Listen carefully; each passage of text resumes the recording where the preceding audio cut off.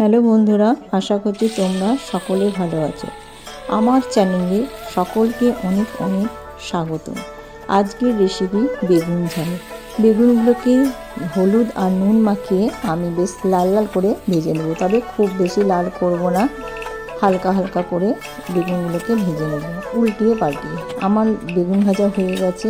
বেগুনটা ভাজলে কী হবে, স্বাদটা খুব ভালো হয় বেগুন ঝালের। তোমরা বাড়িতে একবার এইভাবে করে দেখবে, অনেকে কাঁচা বেগুন দিয়েও করে।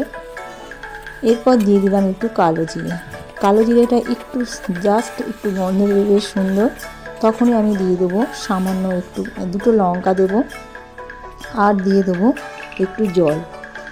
জলটা ফুটে উঠে গেছে, এরপর দিয়ে দেবো সর্ষে বাটা। খুব সহজেই তৈরি হয়ে যায় এটা, তোমরা বাড়িতে করবে। আর ভীষণ টেস্টি একটা খাবার, গরম ভাতের সাথে সবই বেশি ভালো লাগে।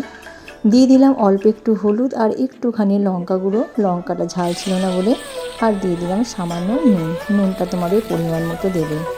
আমার বেগুন ঝাল প্রায় অনেকটা হয়ে এসছে, ফুটে উঠেছে ঝালটা। এরপর আমি দিয়ে দেবো আর একটু জল। সর্ষে বাটার খোসাগুলো আমি দিয়ে নিই। এরপর দিয়ে দিলাম ভেজে রাখা বেগুনগুলো। বেগুনটা একটু টকবক করে ফুটবে। সেদ্ধ হচ্ছে নাকি দেবো, বেগুন তো প্রায় সেদ্ধ হয়ে এসেছে।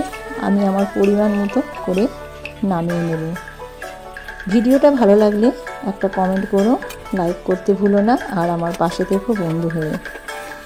নামানোর আগে দিয়ে দিলাম কাঁচা সর্ষের তেল, তবে টেস্টটা খুব সুন্দর হয়। এইভাবে হয়ে গেল আমার বেগুন ঝাল। দারুণ টেস্টি একটা খাবার।